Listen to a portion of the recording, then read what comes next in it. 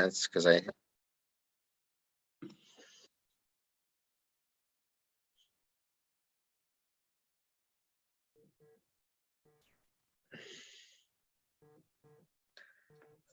I'm going to go ahead and hopefully be able to share my screen so that you all can see the PowerPoint, which will hopefully give some context to what I'm going to say tonight.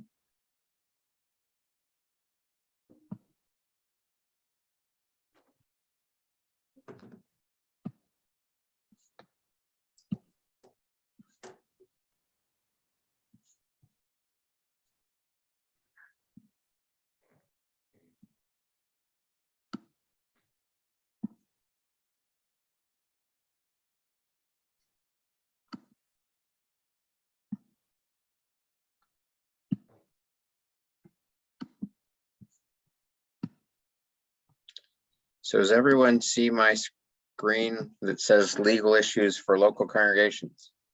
Yes. Yes. Great. While we give it a minute to see if anyone else joins us, let me just ask, are there particular issues that folks have in mind that you're just dying to have the answer to tonight?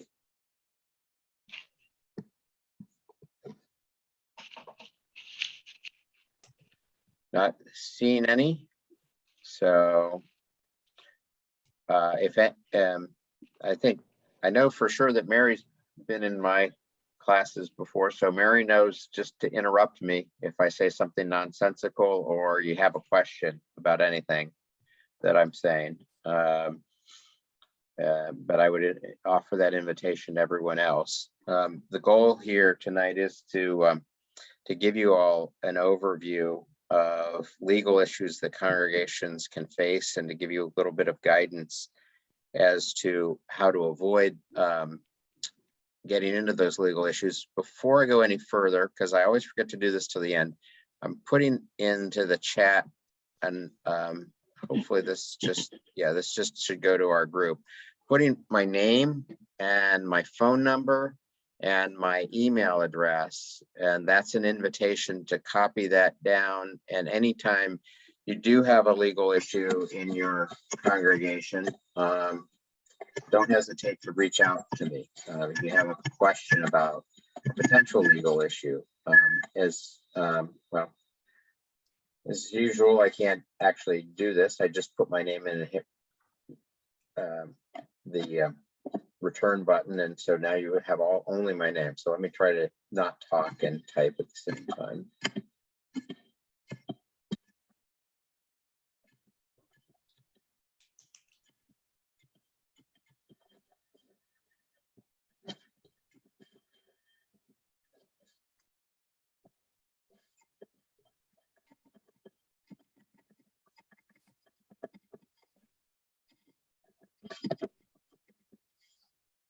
All right, there's my phone number and my email address. So hopefully that is not something that you need to use very often, but I'm more than happy to take a call anytime. If you call and don't reach me, I would just in the abundance of caution suggest you send me an email as well. My voicemail, for some reason, as we're transitioning phone systems at our law firm, has been a little bit erratic, and so I'm not always getting the voicemails when people call me, but feel free to reach out to me. So anyway, that being said, referring back to worship this evening, I'm not sure how much awe I can offer you, but hopefully some useful wisdom.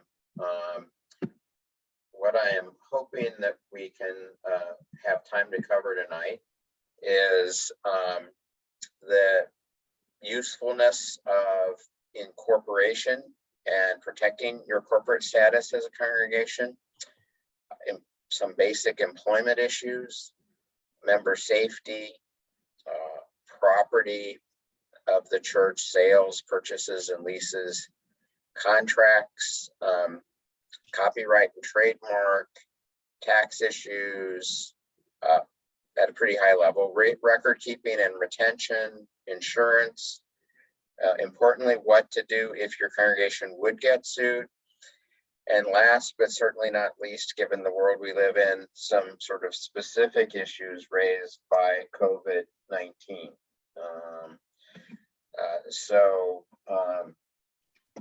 I think we have time to get through all those. The other thing I will say is if you pop me an email with your email and indicate you would like this PowerPoint, I'll send it to you right after we get done tonight, so that you can have this, and hopefully that will help you feel like you don't have to note everything I say here, but can refer back to the PowerPoint. Why I'm going to start with incorporation. The why, the simplest answer is that our Book of Order requires that where permitted by civil law, each congregation shall cause a corporation be formed and maintained. So it's a Book of Order requirement. But why is it a Book of Order requirement? Because it protects your congregation, it protects your leadership. If you don't incorporate, then legally what you are is considered an unincorporated association, which means theoretically each of your members, and particularly your session members and trustees, if you have them, could be personally liable for actions of the congregation or lawsuits against the congregation. So the most important reason to incorporate is to provide yourselves protection from lawsuits, to ensure that the insurance coverage that your church should have covers those activities rather than individuals being subject to lawsuits and liability.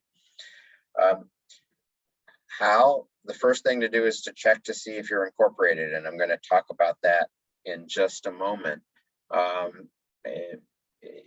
Then related to that is to check to see if your corporate status is active. And then lastly, but very importantly, to check to see if the right person is listed as your statutory agent. Statutory agent, as you I'm sure can see, is a legal term, but what it means is that's a person that the corporation has empowered to receive legal documents on behalf of the corporation. And so your statutory agent, if they get a document, it's assumed and deemed legally that the corporation has received the document, and therefore if action has to be taken and isn't because that person doesn't pass it on to the right folks, you can be liable. You can get a default judgment in a lawsuit. You can default on a mortgage or something else if your statutory agent doesn't know they're the statutory agent and doesn't pass the information along as they're supposed to. So to check on your statutory status, what you want to do is go to the Secretary of State's website, and I've posted it right here. And if I send you the PowerPoint, you can just cut and paste that right into your browser, and that'll pull up this search that lets you search by business name. And what will happen, as you can see here, is I put in my church, Broad Street Presbyterian. It pulls up the corporation, the Broad Street Presbyterian Church of Columbus, Ohio. That's the official corporation name. And then you'll see over here, view report. And if you click that, then you get more information about the status of the corporation. In fact, what you get is a screen that looks like this. And I realize this is probably a little bit small, at least for my eyes, but what it is a complete record. Sometimes it could be multiple pages of the corporate documents that have been filed by your church, assuming it was incorporated. Now, if what happens is you search for that corporation and nothing comes up, you may want to change your search a little bit just to make sure that it hasn't been named differently. You know, A lot of churches, for instance, are named First Presbyterian. So you want to double check and make sure that you actually found it. If you can't find your corporation, your church is listed as a corporation at all, then my suggestion would be you reach out to me and we can help you get incorporated, and double check to make sure you are. If you find the corporation, then what you want to do is look down here and make sure that two things, that you have a certificate of continued existence. You see that. What you don't want to see is what Broad Street saw in 2002, which is canceled, failure to file statement of continued existence. If you see that, it's entirely correctable. It's not a catastrophe, but you want to file that statement of continued existence and get reinstated to your corporate status. The other thing that you want to look for here is where it says domestic agent subsequent appointment. That indicates that you have appointed, excuse me, a statutory agent. And if you go over into this column that says download image to PDF, if you click on download image, you'll be able to pull up that appointment of statutory agent and see who's listed as your statutory agent. But the other place you can find it is right here at the top of the screen. It says agent registrant information, and David Alexander, who's a member of our congregation, at least when I pulled this up 2 years ago, was listed as our statutory agent. And he knows that if the congregation gets sued, he needs to give the papers to the clerk of session and to our pastor so that we can take the appropriate actions. So these are a few relatively easy steps that you can take. If this seems confusing, don't worry, call me. I can walk you through this. It's not that hard to do, and I'm more than happy to walk you through it. If what you find is that you can't find any record of being incorporated, then what we can do is we can help you draft articles of incorporation and what are called regulations. That's what most people would call bylaws, but in Ohio, they're called the corporation's regulations. And we can help you figure out how to file those with the Secretary of State. It's not a daunting task. We have sort of a sample set that you can tailor to your own purposes, but they're designed for Presbyterian churches, and more than happy to help you. If you need to be reactivated, if your corporate status is expired, then you can find in the form section of the Secretary of State website a form to reactivate your corporate status. Again, if you're not sure what you're doing, send me an email or give me a call, and I'm happy to talk you through it. One of the few good things that COVID's given us is the ability to, do these meetings by Zoom. And so we could set up a Zoom call and I can actually take you through the Secretary of State's site and help you see what form it is, show you how to fill it out. So it shouldn't be daunting. And then the last thing is the statutory agent. If you're not sure that you have a statutory agent appointed, or if it seems to be the wrong person, go to the forms page in the Secretary of State's website. But if you're not finding it, reach out to me and I'm more than happy to make sure that I get you the right information so that you can have the right person identified as the statutory agent. And I know I've said it several times already, but I can't emphasize too much how important it is that you've got the right person, someone that knows that they're the statutory agent, identified, so that if they get legal documents, they give them to the right people in the congregation to act on them. So moving on a little bit, but still in the realm of corporate obligations of a church. Some of you may come from churches, excuse me, I'm going to sneeze here, so I apologize for that. Excuse me. I'm doing this from my wife's office where our cat spends most of its day. And so you may see me sneeze more than once through the course of this evening. Trustees or directors are what Ohio requires every corporation to have. Excuse me. And for us as Presbyterians, either you have a separate board of trustees, or often it's your session. If you don't have a separate board of trustees, then your session is not only your governing board from the perspective of the church, but they are your board of trustees or your board of directors from the point of view of the state of Ohio. And it's important, you know, and perhaps I should have sent this slide to the elder training session, but for folks to remember when they're serving on session or as trustees of a church, that they do have what we lawyers call fiduciary duties. That is a heightened duty to exercise care with respect to certain aspects of their work. For instance, investing funds, the members of the session or the trustees have the obligation to take care that they understand the risk when funds are invested and do things in a manner that ensures that the assets of the church will be preserved.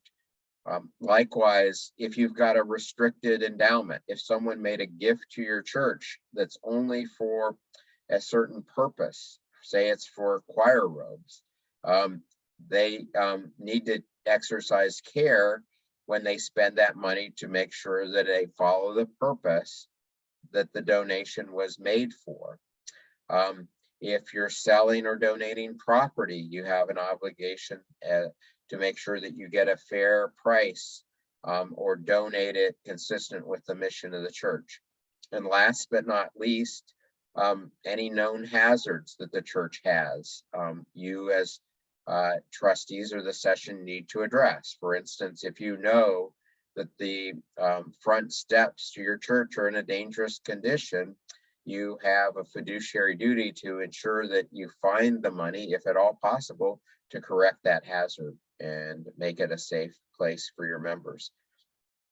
Beyond those sort of fiduciary duties, when you're serving on a session legally, you have an obligation to exercise reasonable care, you know, to exercise the same kind of care for the church's assets that you would as if they were your own. And then the flip side of that is you have an obligation to avoid a conflict of interest. So if you own a printing company, you shouldn't be voting if the session or the trustees are making a decision to use a printing company to print bulletins or print materials for a church meeting or anything else like that. You're obligated to remove yourself from any decision making that might benefit you financially. So those are kind of the legal obligations that trustees, including session members, if the session's acting as the trustees for the church, have. And I should mention that I can only see part of you on the screen while I'm sharing my screen. So if you have a question, unmute yourself and ask me the question. I just want to make sure that if I've said something that you have a follow-up question on, that we don't blow past it and miss your question. So now moving on to employment issues. Let me say broadly that your pastors are treated differently from an employment perspective than other employees of the church. You may have some argument that other employees of the church who are involved clearly sort of in the worship life of the church also have some exemptions from the discrimination laws.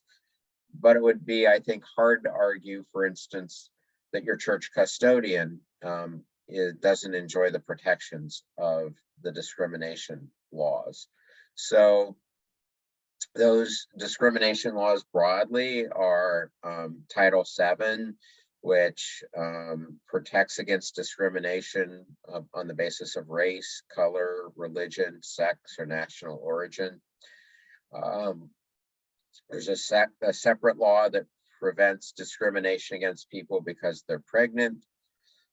There's the Age Discrimination in Employment Act, which puts into a protected class anyone over 40, which now that I'm in my 60s seems remarkably young, but anyone over 40, you need to be careful if you take employment action. If you decide that you need to terminate their employment, you need to take care that you have legitimate reasons for terminating people in any of these protected classes, or taking a significant employment action like cutting salaries or that sort of thing, or not hiring someone that's in a protected class. The bottom line is you need a good legitimate reason not to do so, as opposed to the normal employment situation, which is is that everyone's an employee at will, which means that you can essentially, I don't want this to sound too negative, but you can do what you want. You can employ who you want. But if they're in a protected class, you can't. Related to that is, if you have any genetic information, I know that's probably unusual, but if you, for instance, got that information, you can't discriminate against people because you've received their genetic information. There's the Americans with Disabilities Act. You can't discriminate against people because they filed bankruptcy, and you can't pay men or women or people in different classes differently because of their sex or because of their race. So, Jim, can I ask a question? Absolutely. This is Peter. Real quick on the idea of at-will employment, did you say that there's a category of which people would not fit into at-will, including those who are over 40 years old? Yeah, if under Ohio law, unless you have an actual contract with someone to employ them, everyone's considered an at-will employee. But if they fall into one of these protected classes, including being over 40, and you take an employment action, if you fire them, for instance, then they have additional protections. It doesn't mean that you can't fire them. And the way that it works is, if you fire a 45-year-old but replace them with a 52-year-old, then there's not going to be any presumption that you were motivated by their age. But if you fire a 60-year-old and you hire a 30-year-old, and you don't have a good reason for having terminated them, the law creates a presumption that they were terminated because of their age in order to replace them with a younger person. So with respect to non-clergy persons, if you're going to terminate someone that's over 40 or in any of these other protected classes, my advice is to document that the reasons that you terminated them. If there's performance issues, make sure that's been documented in previous annual reviews. If you do annual reviews, if there's an incident that's led to the termination, document exactly what happened and why you believe the person was to blame for the incident, that sort of thing. It doesn't protect them from any employment action, Peter. It just it creates the possibility that they could make the claim that their age, for instance, was the reason for the action rather than something that they did or a poor performance on their part. Okay. Does that answer your question, Peter? Yeah, that's very helpful. Thanks. Yeah, there's a couple other laws that you have to keep in mind. There's the Occupational Safety and Health Act, which probably not a whole lot of people knew about unless they worked in industrial setting, until the Supreme Court this past week heard argument on whether that act allows the Biden administration to require vaccines for employers with more than 100 employers. Generally speaking, it's a broad law that requires employees to take reasonable steps to create safe working conditions for employees. Haven't seen it used that often in an action against a church, but it does require you put certain notices in your church building, just like some of these other laws, the Immigration Reform and Control Act, the Fair Labor Standards Act, Family and Medical Leave Act.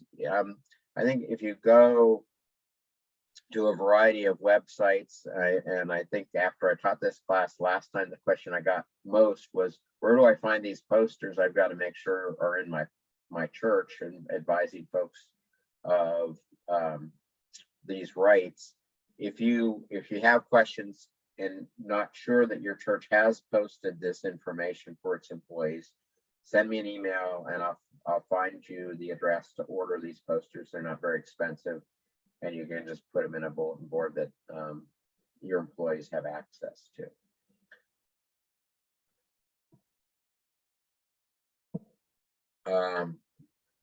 Ministers, as I've suggested, are generally not covered by federal and state discrimination laws. They have both specific exemptions for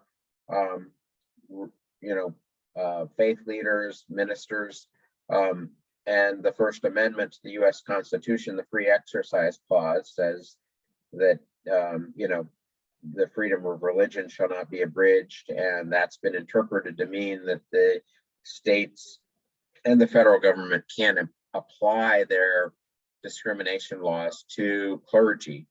But you should be aware that the Presbyterian Church USA requires non-discriminatory treatment. And as most of you, I'm sure, know, there are special requirements for ending a relationship, including the concurrence of the presbytery.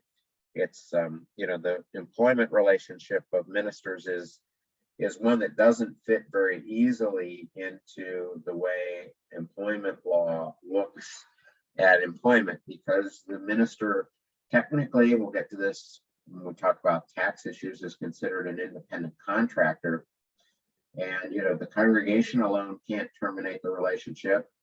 The presbytery has to agree to it, or at least the pastor and the congregation have to agree to it. So it's sort of a three-leg stool, and at least two of those legs have to be in agreement to end the relationship. So it gets even more complicated. I don't know if any of you are in congregations where there are multiple pastors, but there you've got to find the right balance, because your associate pastors, like your head of staff, are they're not employees that the head of staff can simply discharge. They have the same rights as the head of staff to be heard by the congregation and by the presbytery before that relationship can be ended. Some other employment related concerns. Sounds like someone's joining us. HIPAA is a law related to healthcare privacy. It covers employees, but not members. Where I think you have to be concerned about it as a church is, say that you've got a member of the staff who's got a health issue. Absent them giving consent, you can't disclose that they've got that health issue. You can't disclose their private health information, even for good motives. So if you want to include them in your prayers, you need to make sure that you've got what lawyers call a HIPAA compliant release of healthcare information. So if you've got an employee of your church who is suffering from a health condition and is willing to have you, include them in your prayers, what I would suggest is reach out to me so I can get you the right form for them to sign, because sometimes people change their minds, and unless they have agreed to this waiver of their rights, the church can be in trouble for disclosing private information about people's health conditions. Again, even if it's for good motives, even if it's to include them in your prayers. I mentioned this before, you've got posting requirements regarding these wage laws and discrimination statutes. And again, as I said, if you need help finding the posters that you could put in your church for those, just pop me an email and I will help you find those posters. Interview questions when you're interviewing, particularly non-clergy for jobs. You need to be careful that those questions aren't inadvertently, even worse if it's on purpose, but inadvertently eliciting information about age, protected conditions, race. So when you interview someone, asking them questions that would allow you to decide not to hire them because they're too old, or they have a health condition, or their race, is bad practice and can expose the church to liability. So, there's lots of, resources out there on legitimate interview questions. And if you need help finding those, I'm happy to do that. Personnel policies. Every church should have a personnel manual. If you don't, let me know and I'll try to help you find a manual that's suitable for a church of your type and size. One of the things you want to be careful about in your manual is, I talked a few minutes ago about employees at will. You don't want your manual to change the relationship with your employees so that they have a claim that they have a contract for employment, because then if you would have a parting of the ways, the burden shifts to you to prove that you had a good reason to terminate them, rather than the burden being on them to show that you did something improper. So that can be a major issue and a major expense if you're not careful in your personnel manual to make it clear that it doesn't create any right of continued employment. Background checks frequently are appropriate, and we'll talk about that at least briefly when we get to child protection policies, but you want to get the person whose background is being checked to sign an acknowledgement and a permission to let you do that, so that you're not invading their privacy without permission.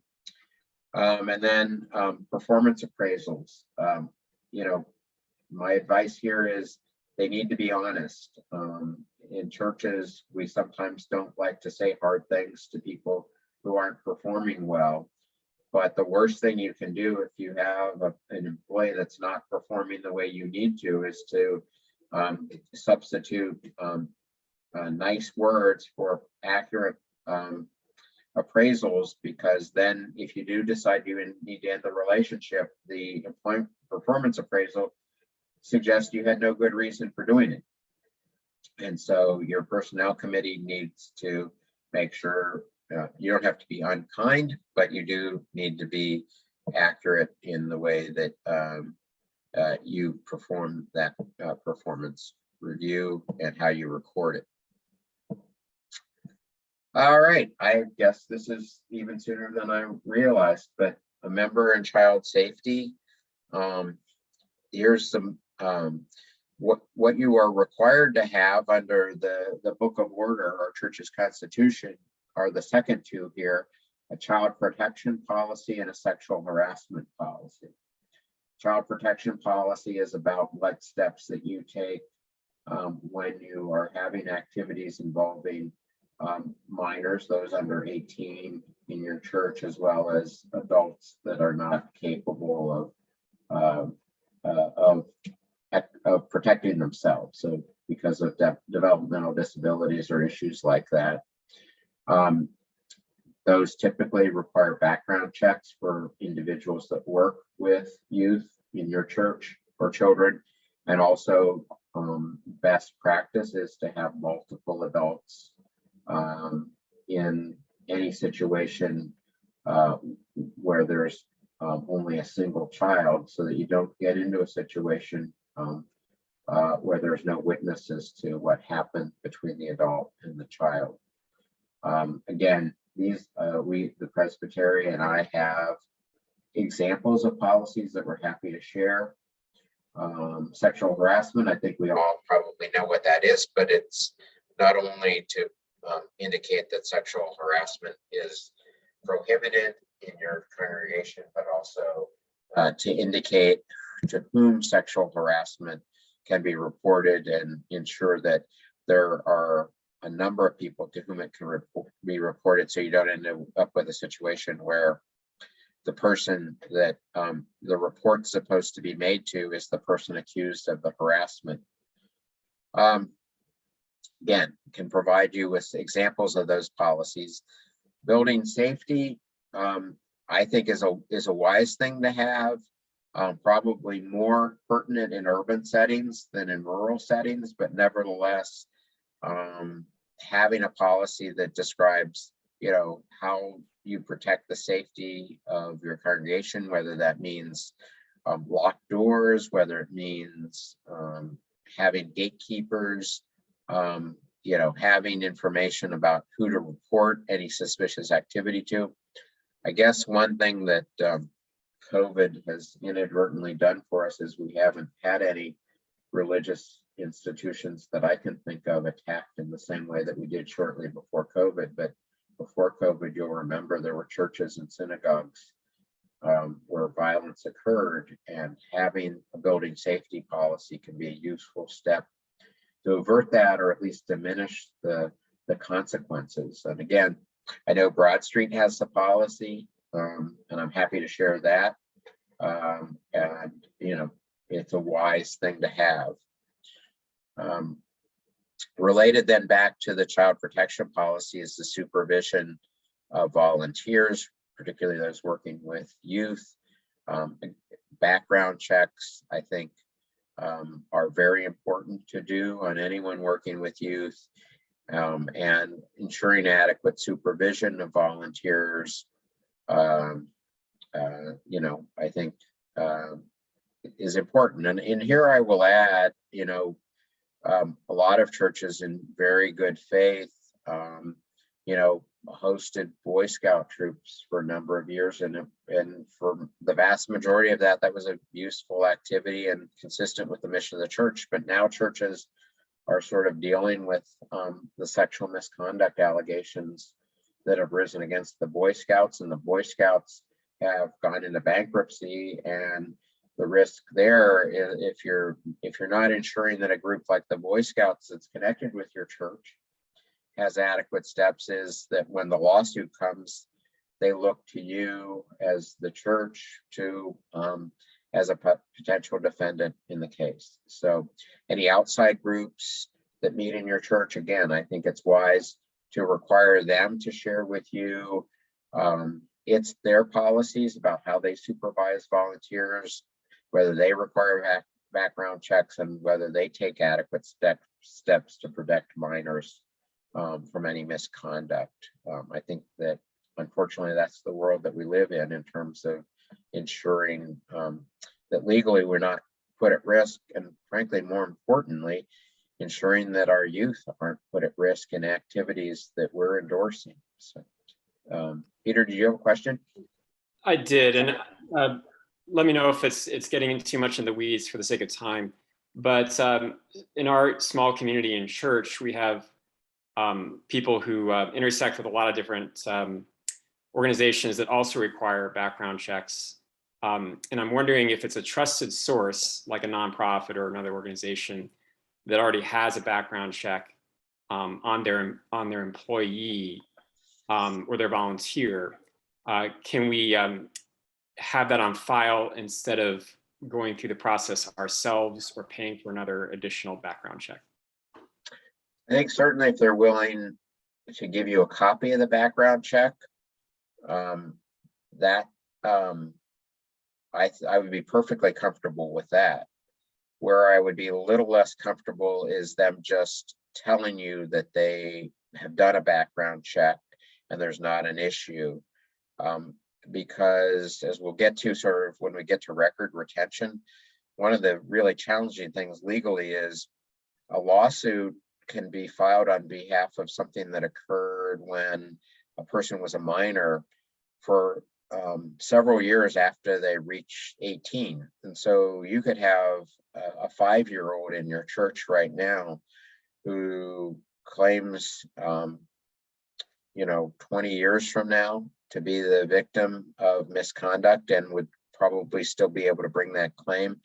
And how you prove that 20 years ago you did a background check, or we're certain that a background check was done is really important to protecting the church. And if you don't have the actual background check, it's hard to do that. It's hard to record that someone confirmed to you, even if you want to take the risk, I would certainly require that they provide you something in writing, because as I say to clients all the time, what the law is concerned with is not what happened, it's with what you can prove happened. And so having some proof that you did those background checks is really important in terms of protecting the church, and it can be for a very long period. As I'm going to tell you, my recommendation is essentially that you keep background checks for 25 years. And I can tell you, when I told my own pastors that, they like pulled their hair out and said, how do we possibly track stuff for 25 years? But that's just what we need to do given sort of the risks out there. So Peter, I'm happy to follow up with that with more detail if you want to offline. But you won't be surprised, Peter, I'm already behind the clock. Peter's been in programs I've done before and knows how good I am at following the clock. But last thing I want to remind folks of is that Ohio law makes certain people mandatory reporters. So if you get information that causes you reasonably to believe that a minor or a person that's incapable of consent has been the victim of some sort of sexual misconduct, you have an obligation to report that to Children's Services in your county. And that includes clergy, that includes an administrator or employee of a child care center if you have one, or an administrator or employee of a camp. So again, my advice here is if you get any information that suggests that someone's been the victim of misconduct, even if you don't believe it, call me. Let's make sure that you follow your legal obligations to report it, or are comfortable that you don't have a legal obligation to report it. All right, so I think we can go through this next group a little bit more quickly, and hopefully it's not quite as depressing a topic. But property, the basic starting point that I'm guessing most of you are at least vaguely aware of is that all property is held in trust for the PCUSA. So the legal consequence of that is if you sell or lease property without the presbytery's approval, which, as you know, in the Book of Order is required, you may not be passing on good title because it hasn't jumped through all the hoops. And so you, if you're a member of session that does that or involved in the sale, you'd be putting yourself at risk and not following the appropriate steps. So to protect yourself, make sure if you're selling not all leases, just to be clear, not all leases require the presbytery's approval. It's whether if I'm not remembering, I think it's 10 years or worship space is involved. But if you're leasing space for a year for a group to use during the week, there may be other issues, but that doesn't require presbytery approval. But sales or leases of property should always be in writing. You want, even with leases, you want to be clear what the entity leasing the property has the right to do, and you want protections. And again, this is something that I provided to congregations before. We can give you sort of a template for a lease so that you can fill in the gaps, but not start from scratch. And one of the things you want to do, for instance, is make sure if your property's damaged, that either the leaseor is going to have insurance to cover that, or is legally obligated to repair anything that's damaged, just to pick one example. One other issue related to property is sometimes it feels really great when folks say, we want to make your church building a historical landmark. And I myself was on the board of Ohio History, so I like historical landmarks. But it's something to be careful about because it may restrict what you can do with respect to that property. So if anyone ever suggests that your church might want to become a historical landmark, look at that carefully, make sure you understand what the implications of that are and whether that's going to restrict you, for instance, from making alterations to your building that serve your mission, or you know, doing something different with your building. So just it's not a never do it, it's a be careful about it and get some advice before you do it. I think I sort of covered this, but the one thing I often get a question about is whether leasing a part of church property would cause you to lose your federal income tax exemption. And it's virtually impossible to lose your federal income tax exemption, but you need to be careful, depending on the purpose, about whether you keep your local property tax exemption.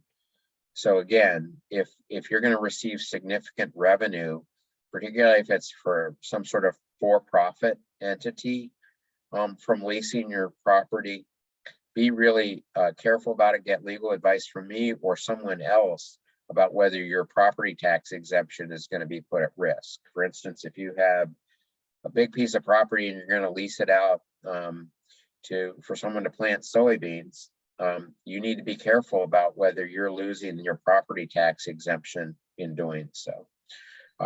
The other thing you want to make sure of is that you don't violate local laws related to zoning. So make sure that the purpose that the lease is for is permitted in the area you're zoned for.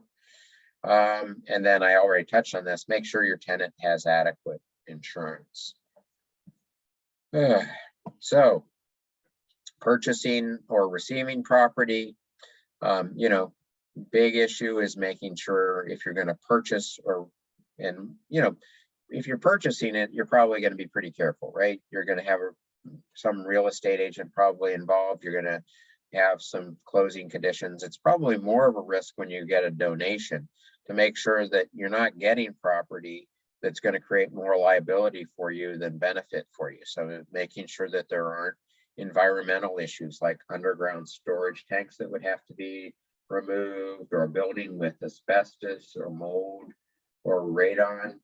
You want, you don't want to look a gift horse in the mouth, but you want to exercise prudence before you receive a gift. You also want to make sure that you have clear title without restriction, so that you can use that property as you choose.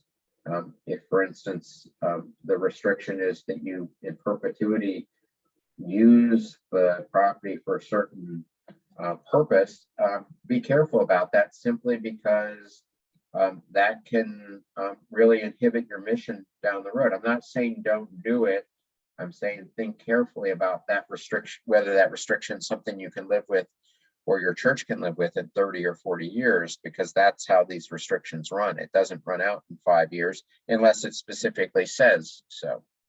Then, if you're receiving property, make sure that there aren't zoning restrictions that keep you from using it the way you want. And last, investigate liens. Liens are things like if a contractor did work there and wasn't paid, they may have rights to recover what for the work they did against that property. So again, the bottom line is to be careful when you receive a gift of property. Treat it as carefully, I think, as if you were buying the property, and make sure that you look at all these issues such as environmental, clear title, zoning restrictions, and make sure there are no liens. Your local lawyers could do that. I can help you figure out how to do that if you need to.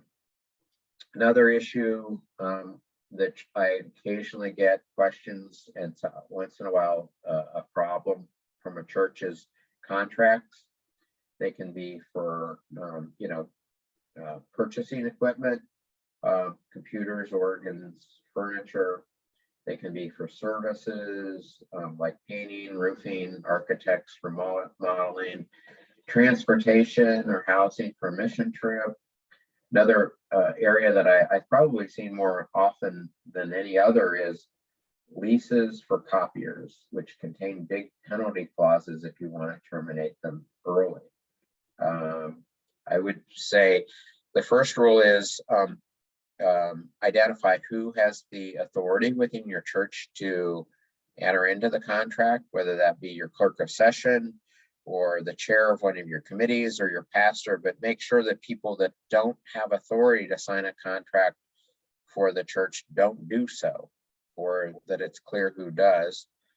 Second, seems obvious, but understand the terms, read the whole thing. You know, I'm guilty of this all the time when I'm talking about my own personal life. Is I figure anything in that contract, I'm not going to read 10 pages to do this.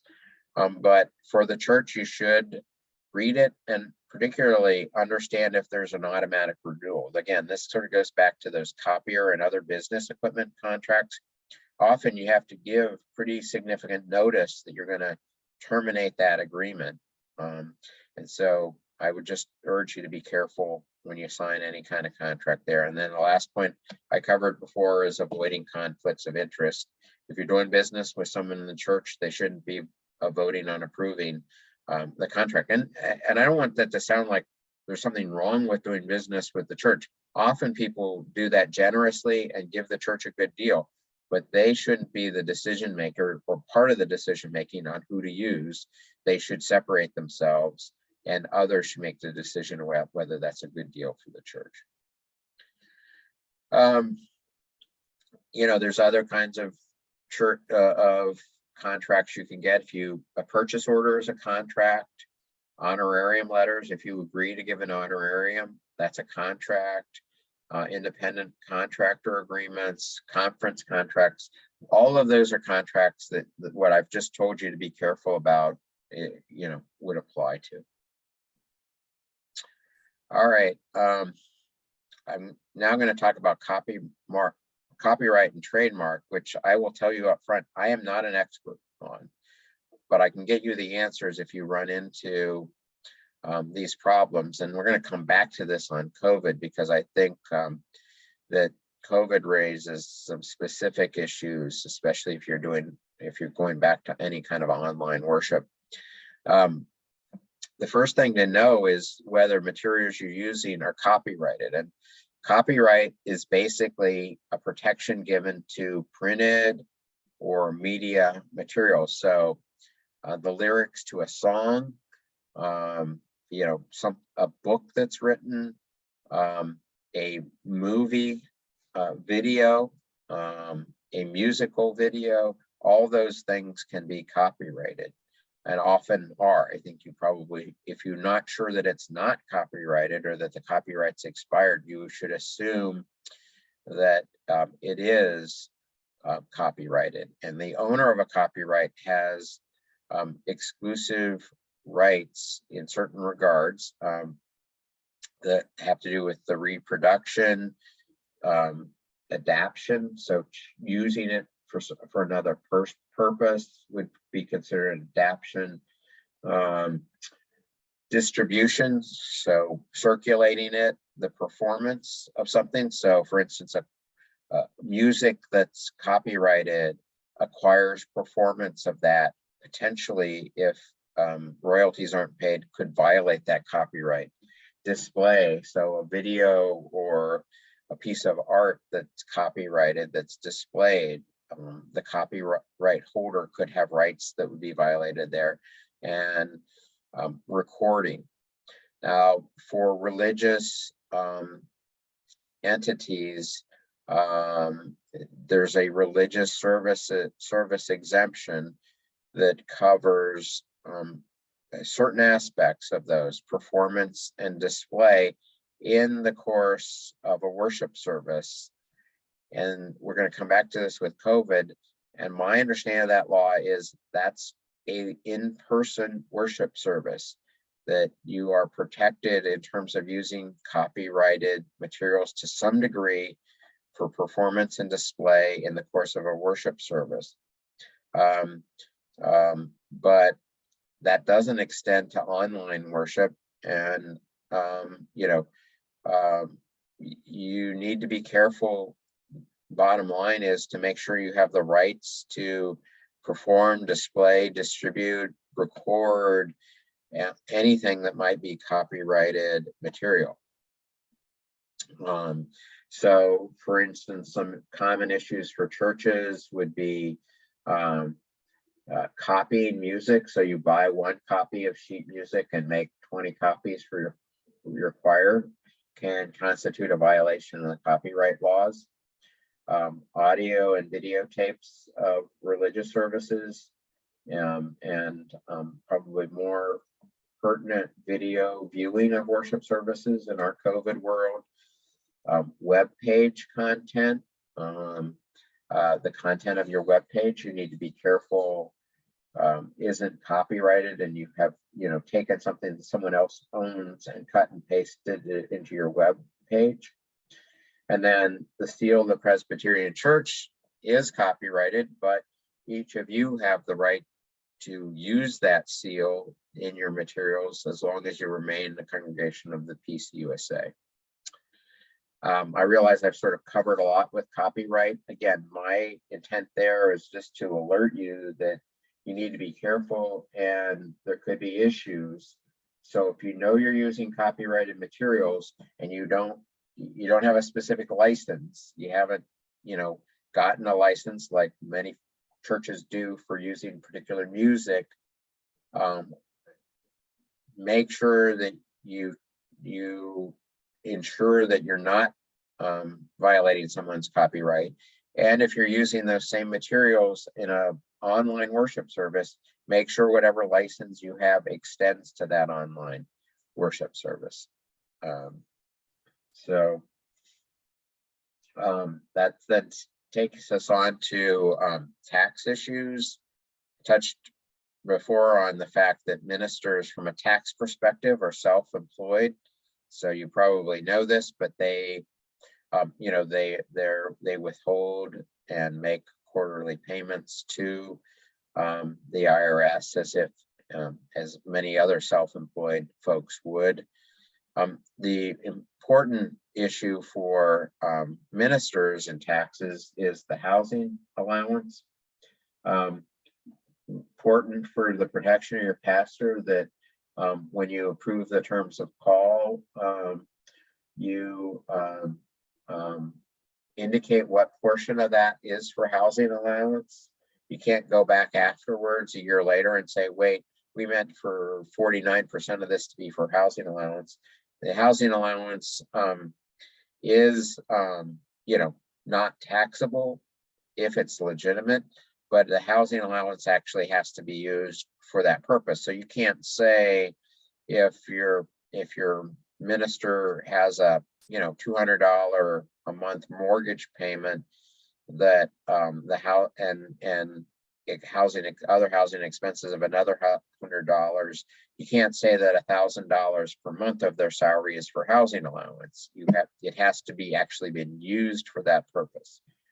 And that's largely falls on the minister, but I think asking the personnel committee asking the minister to assure them that when they ask for the allocation that it accurately reflects how the money is being used and is not just an attempt to avoid taxes is important.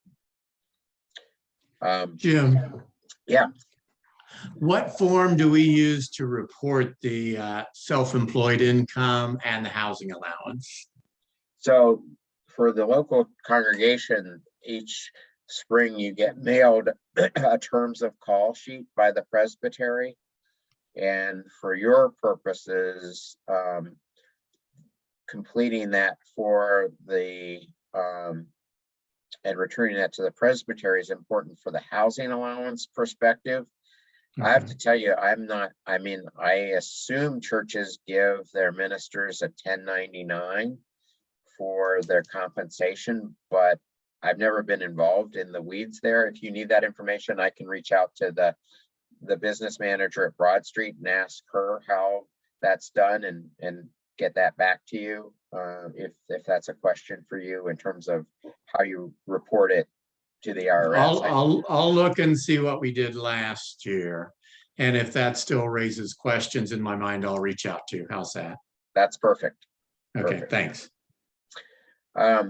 The other area I get a lot of questions is on each church's tax exempt status, and each of your churches is a 501c3 tax exempt entity. But what's often confusing to folks is you don't have that as an individual congregation. The way the IRS works is they gave the Presbyterian Church USA 501c3 tax exempt status, and that each congregation's tax exempt status flows from that. I know that sometimes churches need to be able to show that they're tax exempt, and if you need that, there's a paralegal, legal assistant in the Office of Legal Services in the national office that can provide you with a personalized letter certifying your status as a covered entity. If you just need the sort of overall group certificate for the whole church, I've got a copy of that. I can provide that for you. But if you need something specific for your congregation, let me know, and I can put you in touch with the right person in Louisville to give you that letter. And I'm guessing they probably do 20 or 30 a week. It's sort of a routine matter. So it's not a big deal to ask for that. Although it would be good to keep a copy of that once you've gotten it, so the paralegal doesn't have to do it again and again and again. All right. An area that I often get questions from congregations about is how long do I have to keep things? And again, this would be a good reason for you to sort of ask for a copy of this, because I've tried to sort of put in the next few slides the categories of what you need to keep and how long you need to keep them. There's certain things that you should keep permanently. Corporate records and documents such as your articles of incorporation, bylaws, any annual corporate reports, corporate seals, minute books. Your minute books for for your session, obviously you've got to keep under the book of order anyway. If you have a separate board of trustees, they would fall in this category. Any licenses or permits that you've gotten, if you got, some sort of permit from the city to do something, I consider that a record that you should keep. Property records such as deeds, assessments, if you would give anyone a right of way. Those would be things I think that you should keep. Property insurance policies and property appraisals by outside appraisers. I may be being overly cautious by telling you you have to keep these permanently, but you don't, as we talked about before, certain kinds of claims can be brought many years later, and not being able to figure out who insured you at the time the claim arose can create a difficult situation for you. So my advice is, most insurance policies, they're a little thick, but they're not going to overwhelm you if you keep them in perpetuity. So I advise doing that. Certainly keep any documents regarding the terms and conditions or restrictions on gifts. And frankly, I think a best practice is also to create a spreadsheet showing which property in your church is subject to such restrictions, so that you don't have to constantly be trying to figure out what property you have might be restricted. If you get any kind of correspondence from the Internal Revenue Service or questions from local tax authorities about property taxes or other things, keep that. It can be useful evidence down the road if they claim that your property is not exempt from taxation, to have those old records. Any annual tax filings with the IRS or other government entities. As I sort of touched on before, if you under your child protection policy, if you require background checks or people to fill out forms disclosing what they've done, I would keep those forever, just because of the long period in which someone can sue. And then lastly, any record showing depreciation of assets of your church, because you may need those down the road. 7 years applies to a lot of things, accounts payable and accounts receivable information, bank statements and reconciliations, any employee expense reports, investment records. You should keep that's measured by 7 years after you sell the investment. Any annual audit records. So if you gave your auditor information, if you did an actual audit, or if it's just a review, I'd keep that information for 7 years. Contracts and any correspondence related contracts I'd keep for 7 years after the end of the contract.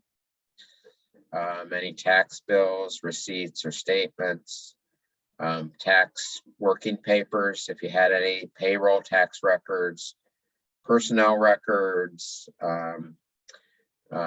such as commissions, bonuses, incentives, and awards, payroll documents such as payroll deductions, W-2s or W-4s, and then in any accident reports or claims. And again, this would be 7 years after you settle or resolve those claims.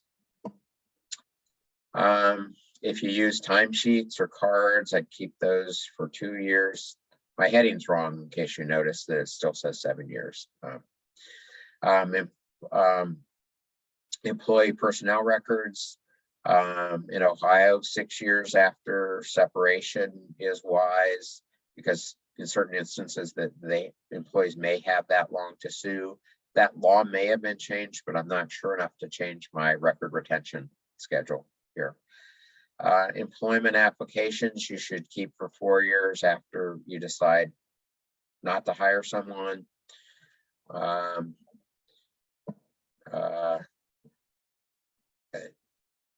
I-9s, petty cash voucher. Well, I-9s for a year after someone's been terminated.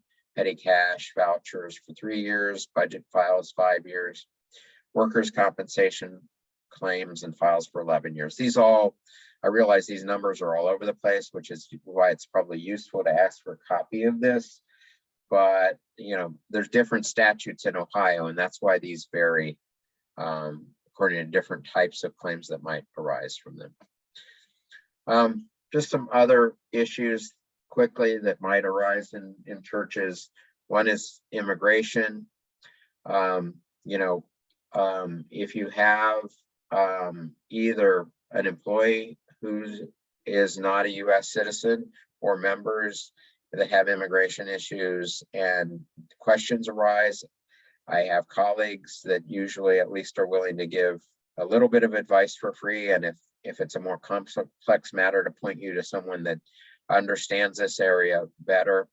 But don't ignore immigration issues. Obviously, we've seen that those are politically sensitive and can lead not only to consequences for the individual, but it can consequences for employing someone if they are not legally able to work in the U.S. And I should mention that with respect to pastors in particular, the General Assembly office has a couple of lawyers who actually are routinely work on immigration issues for pastors. So they've got a lot of experience and wisdom there.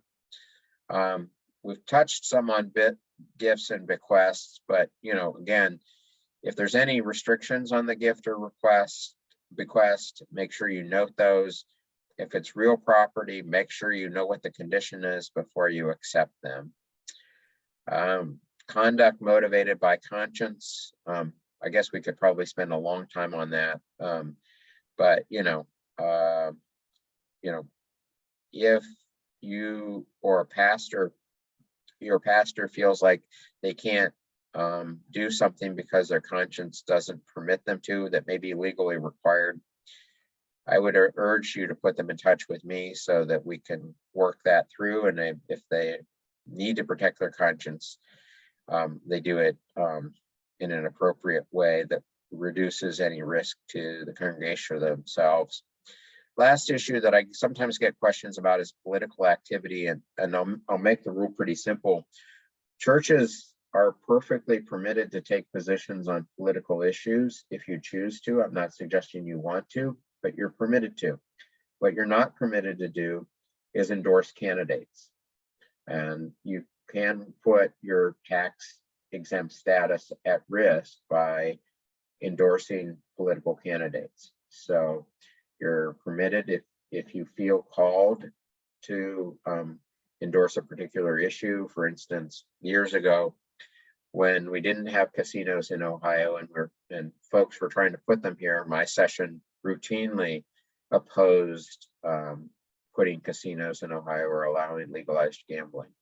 That was perfectly permissible.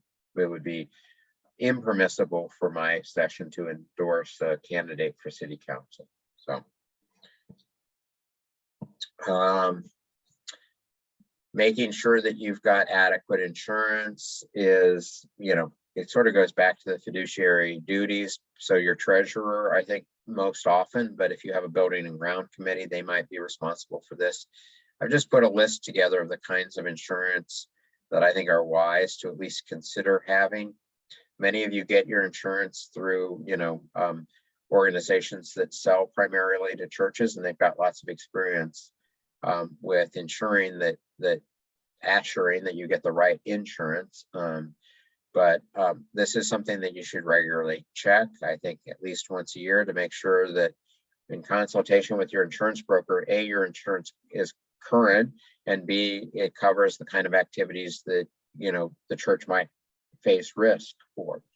The other part of this I will mention is if you, and I guess I'm going to repeat myself probably in a minute, but if anything happens in your church that you think might expose you to a claim that would be covered by your insurance, it's very important that you advise your insurance company about that promptly and not ignore that information and not ignore the fact that you could lose your insurance for that event if you don't report it to the insurance company promptly. That sort of takes me to a slide, which is where I in the past have ended, but I'm going to end with some quick points around COVID. But what happens if your church gets sued? First thing is, sometimes lawyers are tricky. So if you are served with a complaint, which is a legal document initiating a lawsuit against you, don't sign anything other than a simple messenger's receipt that acknowledges that you've received the complaint.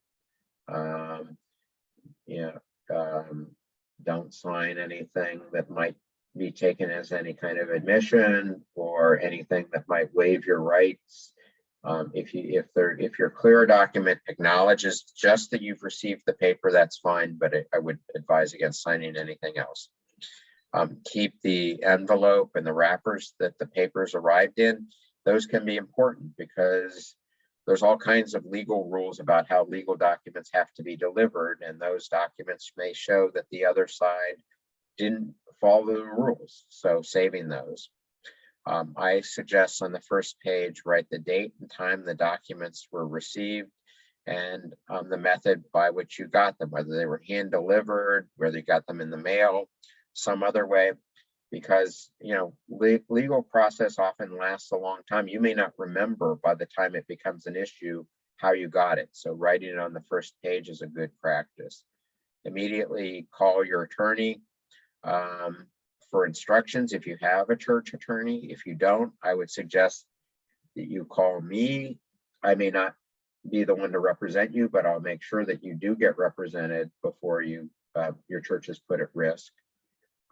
Also immediately call your insurance broker or agent and forward any papers to the broker or agent with a dated cover letter so that you can prove that you gave the insurance company the kind of notice that the law requires. So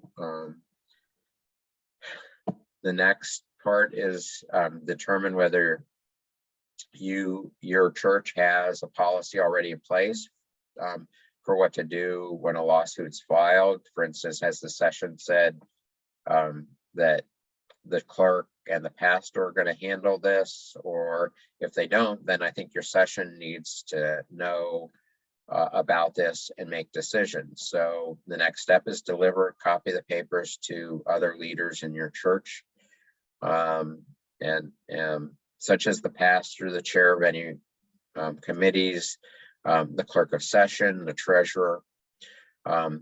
Next step, if you have a computer system of any kind, is to notify the employee in charge of that to make sure that you protect any email and electronic documents that might have any relevance. For instance, in my law firm, emails get deleted after 6 months if you don't do something with them, and if I were to be sued and I failed to preserve emails that related to the lawsuit, certain legal presumptions can arise that those emails, even if they were totally innocuous, said something good for the other side. So taking appropriate steps, your attorney should advise you about this. But even while you're getting an attorney, you want to make sure that nothing gets destroyed that might be useful evidence or might be relevant evidence. Even if it's not useful, you don't get to destroy it. You need to make sure that it's preserved. And this is sort of the last point, sort of reiterates, make sure that you hire a lawyer. And if you need help hiring a lawyer, contact me and I'll make sure that you have the right tools to hire the right person to protect you. And it may be, just to be clear, it may be often that your insurance company will pay for a lawyer or provide a list of lawyers that you might hire. So that's another reason to let your insurer know promptly if you get sued. All right, everyone's favorite issue, but I do think it's useful just to quickly cover some of the new issues that COVID raises for our congregation. First is for session and congregational meetings. Unless for some reason you're the one church in the world that already had bylaws that said you can have virtual session meetings or virtual congregational meetings before COVID ever arose. Once you return to normal, meaning once you have in-person meetings again, your session should take an action to ratify any actions that were taken when you were meeting virtually. If at your next congregational meeting, it should ratify any actions taken at virtual congregational meetings. The other thing I suggest is you adopt bylaws allowing for virtual meetings. And if you want language, sample language for that, I'm more than happy to provide that along with sort of the other corporate documents I said I could provide. I thought by now I'd have a big demand for those, but Omicron sort of put that on the back burner, I'm afraid. Employment issues, I mentioned this before, but HIPAA, your employees have HIPAA rights, and you need to make sure that if you're going to disclose anything to the congregation about an employee's health condition, that they have signed a HIPAA waiver and allowed you to share information about their health condition. The other issue is vaccines and test requirements. You all, I'm sure, follow the news.